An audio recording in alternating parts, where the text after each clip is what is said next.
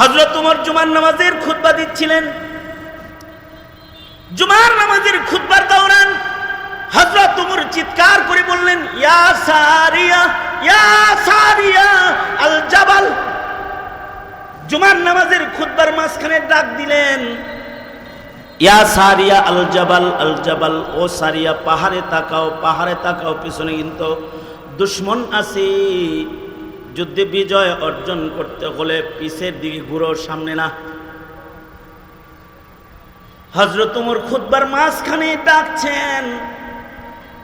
বর্ণনাকারী তারা যারা কোরআনের আয়াত বর্ণনাকারী তারা যারা নবীর হাদিস বর্ণনাকারী। হযরত ওমর ডাকলেন। হযরত সারিয়া যুদ্ধ শেষে দীর্ঘদিন যুদ্ধ করে বিজয় অর্জন করে হযরত সারিয়া পায়দল সফর করে মদিনায় প্রবেশ করলেন বিজয়ের বেশে। সাহাবীরা জিগায়, সারিয়ার এই জুমার নামাজের খুতবার মাঝখানে হযরত ওমর যে তোরে ডাকলো, চিল্লায় চিল্লায় শুনছিলেনি? হযরত সারিয়া বলে, রব্বে জালালের কসম, আল্লাহ পাকের জাতার জালালের কসম, ওমর যদি ডাক না দিত ময়দানে জঙ্গে শহীদ হয়ে ওখানে কবর হইত। হযরত ওমর ডাক দেওয়ার কারণে পিছনে তাকায় দেখি সৈন্যরা পিছনে খাড়া আছে, বিজয়ের মালা গলায় লইয়া মদিনায় ঢুকছি। হযরত ওমর নিজের সন্তানের সাথে একই দস্তরখানে খানা খাইতেছেন। আব্দুল্লাহ ইবনে উমর হযরত ওমরকে বলতেছে, বাবা, আমাগোর বাপ বেটারে আল্লাহ বাঁচাইছে, দুজন মুসলমান। যদি ঘটনা এমন হইতো যে বাবা আমি মুসলমান, আপনি আমার বাপ কাফের, যদি এমন হইতো যুদ্ধের ময়দানে আমি নবীজির সাথে গেছি আর আপনি আবু জেহেলের লগে আইছেন, আর যদি যুদ্ধ প্রান্তরে যদি বাপ বেটা মুখোমুখি হইতাম, সন্তান হয়ে বাবার উপরে অস্ত্র কেমনে ধরতাম, কেমনে যুদ্ধ করতাম। কিন্তু কামেল মুমিন হযরত ওমরের বক্তব্য হলো, সন্তানরে বিষয়টা যদি এমন না হইয়া উল্টা হইত যে আমি আমার নবীর সিপাহ সালার হইয়া যুদ্ধে গেছি, নবীর সাথে যুদ্ধে গেছি, আর তুই আবু জেহেলের লগে আইছস, আর আমি ওমর যদি যুদ্ধ প্রান্তরে যদি তোরে একবারের জন্যে সামনে পাইতাম, খোলা আকাশের নিচে আল্লাহ আল্লাহর রসুলের মোহাব্বত হৃদয়ে সর্বোচ্চ, এটা প্রমাণ করার জন্য দৌড়ে গিয়ে আগে তোর গলা কাটতাম। মা বাবার মোহাব্বতের মতো মোহাব্বত হইলে কামেল মুমিন হওয়া যায় না। সন্তান আর মা বাবার ভেতরে যে মোহাব্বত, এই মোহাব্বত উম্মত আর নবীর ভেতরে হইলে ঈমান কামেল হয় না। ভাই ভাইয়ের মধ্যে যে মোহাব্বত, এমন মোহাব্বত নবী আর উম্মতের মধ্যে হইলে ঈমান কামেল হয় না। আল্লাহর রাসূল বলেন, কামেল মুমিন হতে হলে দুনিয়ার অন্যান্য যত মোহাব্বত আছে সব মোহাব্বতের উপর দিয়ে সরওয়ারে দু আলম মুহাম্মদুর রাসূলুল্লাহ সাল্লাল্লাহু আলাইহি ওয়াসাল্লামের মোহাব্বতকে উঠাইতে হবে।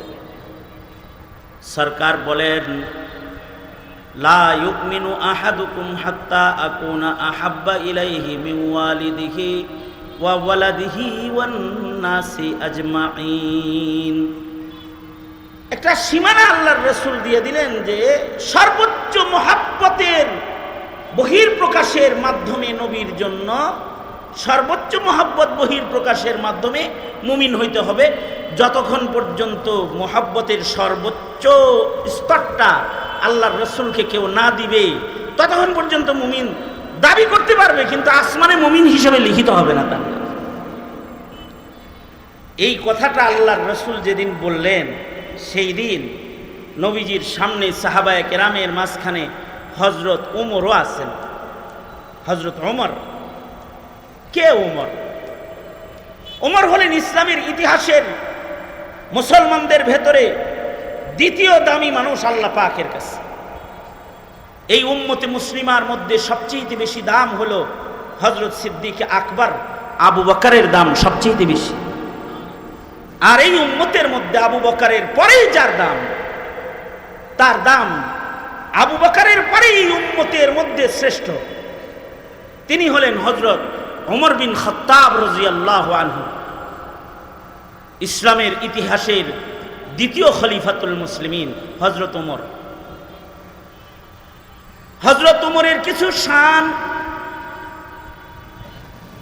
হযরত ওমর সম্পর্কে আল্লাহর রাসূলের হযরত ওমরের মানাকিবের বহু বর্ণনার ভিতরে কিছু একটা বর্ণনা হলো আল্লাহর রাসূল বলেন, লাউ কানা বাদি নাবিয়্যুন লাকানা ওমর। এটা ওমরের বিশেষ শান। এই পৃথিবীতে আমার নবীর পরে কিয়ামত পর্যন্ত আর কোনো নবী নাই। কাউকে যদি আল্লাহ তাআলা নবুয়ত দান করতেন, আমার নবীর পরে কাউকে যদি জমিনে নবুয়ত দেয়া হতো, তাহলে সরকার বলে আমার পরে কাউরে নবী বানাইলে আল্লাহ খত্তাবের ছেলে ওমরকে নবী বানায় দিত। এটা হলো হযরত ওমরের আজম শান। এছাড়াও আরো শান, তিনি ফারুক বাইনাল হক ওয়াল বাতিল। আরো শান, তিনি মেজাজে ওহী, ওহীর মেজাজের মানুষ। ওমরের মুখে যা বাইর হয়, আসমান থেকে কোরআনের আয়াত ওইটা নাজিল হয়। হযরত ওমরের আরো শান, হযরত ওমর ওসিউন নজর ওয়ালা একজন মানুষ। ওমরের চোখ আমাদের চোখের মতো না, ওমরের কান আমাদের কানের মতো না, হযরত ওমরের ভাবনা আমাদের ভাবনার মতো না। হযরত ওমরের চোখ এমন চোখ, আমাদের চোখ তো পর্দার ওই পাশে দেখে না, দেয়ালের ওই পাশে দেখে না, কিছু বেশি দূরে হলে চশমা দূরবীন ছাড়া দেখে না। কিন্তু উমরি চোখ হলো এমন ওসিউন নজর। আল্লাহ তাআলা হযরত উমরকে দান করেছেন যে তিনি লস্করে সারিয়াকে শত শত মাইল দূরে মসজিদের মিম্বরে দাঁড়ায়া দেখতেছেন। হযরত উমর জুমার নামাজের খুতবা দিচ্ছিলেন। জুমার নামাজের খুতবার দৌরান হযরত উমর চিৎকার করে বললেন, ইয়া সারিয়া আল জাবাল। জুমার নামাজের খুতবার মাঝখানে ডাক দিলেন, ইয়া সারিয়া আল জাবাল, আল জাবাল, ও সারিয়া পাহাড়ে তাকাও, পাহাড়ে তাকাও, পিছনে কিন্তু দুশমন আছে। যুদ্ধে বিজয় অর্জন করতে হলে পিছের দিকে ঘুরো, সামনে না। হযরত ওমর খুতবার মাঝখানে ডাকছেন। বর্ণনাকারী তারা যারা কোরআনের আয়াত বর্ণনাকারী তারা যারা নবীর হাদিস বর্ণনাকারী। হযরত ওমর ডাকলেন। হযরত সারিয়া যুদ্ধ শেষে দীর্ঘদিন যুদ্ধ করে বিজয় অর্জন করে হযরত সারিয়া পায়দল সফর করে মদিনায় প্রবেশ করলেন বিজয়ের বেশে।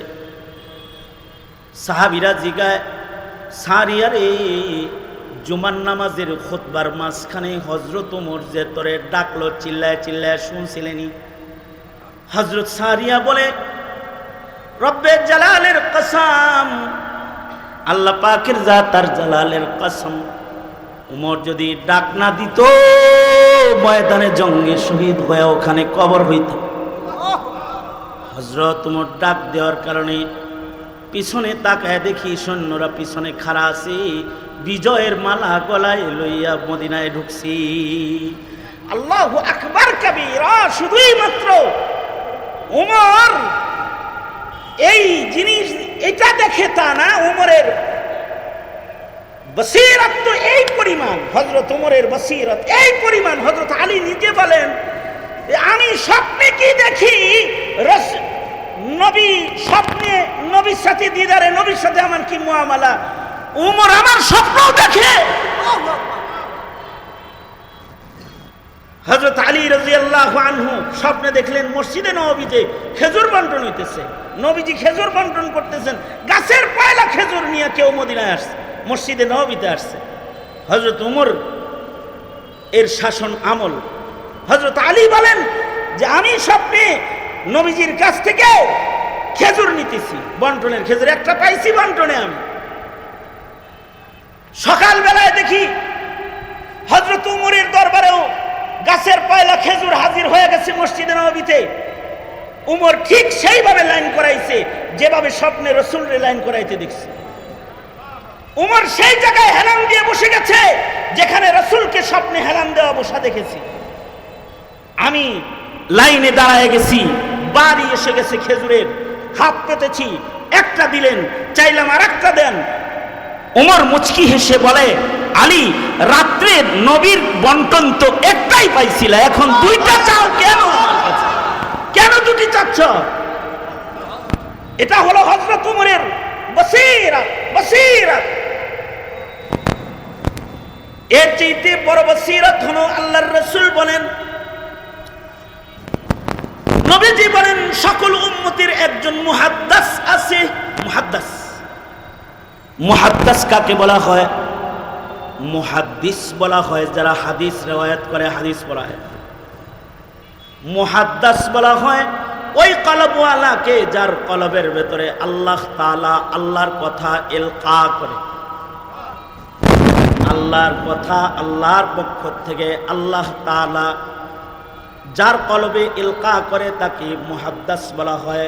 আল্লাহর রাসূল বলেন, সব নবীর একজন করে মুহাদ্দিস আছে, আমি নবীর আমার উম্মতের ভেতরে আমার একটা মুহাদ্দিস আছে, মুহাদ্দিসি উমর, আমার মুহাদ্দিস হলো উমর।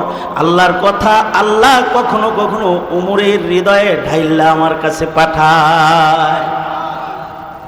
এ কারণে আযান যখন স্বপ্নে দেখলেন আব্দুল্লাহ বিন যায়েদ বিন আব্দুর রাব্বিহি, এ স্বপ্ন 15 দিন আগে হযরত উমরও দেখেছেন। মুহাদ্দিস হযরত উমর। এইরকম একজন শানওয়ালা সাহাবীর ঈমান কি নাকিস না কামেল? জোরে আওয়াজ করে বলেন, হ্যাঁ, নাকিস না কামেল? কামেল তো। কিন্তু রাসূল যখন বলছেন লা ইউমিনু আহাদুকুম হাত্তা আকুনা আহাব্বা ইলাইহি মিন ওয়ালিদিহি ওয়া ওয়ালাদিহি ওয়ান নাসি আজমাইন, হযরত ওমর বলে কি, নবীজি, আমি আমার জানের চাইতে আপনারে বেশি ভালোবাসি। কি আজব কথা! এই রকম একজন মুমিন নবীর সামনে দাঁড়ায়া জেলজন্ত বলতেছে, আমি আমার জানের চাইতে আপনাকে বেশি ভালোবাসি না। নবীও সুস্পষ্ট করে কিয়ামত পর্যন্ত উম্মতকে নবী প্রেম শিখাইতে বলে দিচ্ছে, ওমর, তুমি এখনো কামেল মুমিন হও নাই, বলে দিতেছে। আজব হযরত ওমর 2 মিনিট পরে কয়, আল্লাহর নবী, আমি এখন আপনাকে আমার জানের চাইতে বেশি মহব্বত করি। কয় মিনিট পরে? 2 মিনিট পরেই বলতেছে, আমি আপনাকে জানের চাইতে বেশি মহব্বত করি। রাসূল বললেন, এইবার কামেল মুমিন হইছ, এইবার কামেল মুমিন হয়েছ। বসেন, এইবার কামেল মুমিন হয়েছ। আচ্ছা, 5 মিনিটের নাটক আর অভিনয় একটা হয়ে গেল।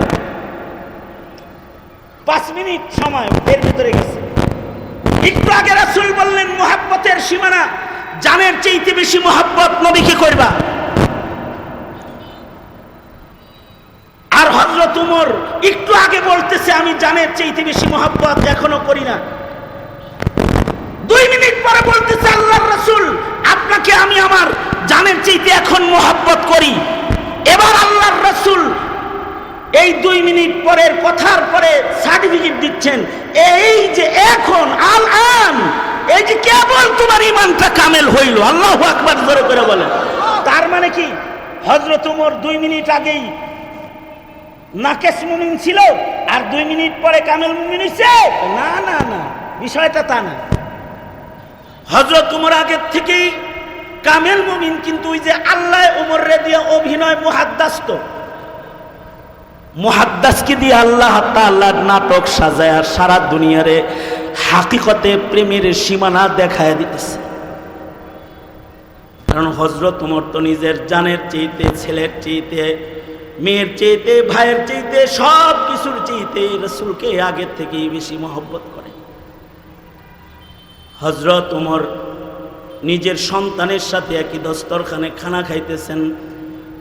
আব্দুল্লাহ ইবনে উমর হযরত ওমরকে বলতেছে, বাবা, আমাগোর বাপ বেটারে আল্লাহ বাঁচাইছে, দুজন মুসলমান। যদি ঘটনা এমন হইতো যে বাবা আমি মুসলমান, আপনি আমার বাপ কাফের। যদি এমন হইতো, যুদ্ধের ময়দানে আমি নবীজির সাথে গেছি আর আপনি আবু জেহেলের লগে আইছেন, আর যদি যুদ্ধ প্রান্তরে যদি বাপ বেটা মুখোমুখি হইতাম, সন্তান হয়ে বাবার উপরে অস্ত্র কেমনে ধরতাম, কেমনে যুদ্ধ করতাম। কিন্তু কামেল মুমিন হযরত ওমরের বক্তব্য হলো, সন্তানরে বিষয়টা যদি এমন না হয়ে উল্টা হইতো যে আমি আমার নবীর সিপাহ সালার হইয়া যুদ্ধে গেছি, নবীর সাথে যুদ্ধে গেছি, আর তুই আবু জেহেলের লগে আইছস, আর আমি ওমর যদি যুদ্ধ প্রান্তরে যদি তোরে একবারের জন্য সামনে পাইতাম, খোলা আকাশের নিচে আল্লাহ আল্লাহর রসুলের মোহাব্বত হৃদয়ে সর্বোচ্চ, এটা প্রমাণ করার জন্য দৌড়ে গিয়ে আগে তোর গলা কাটতাম।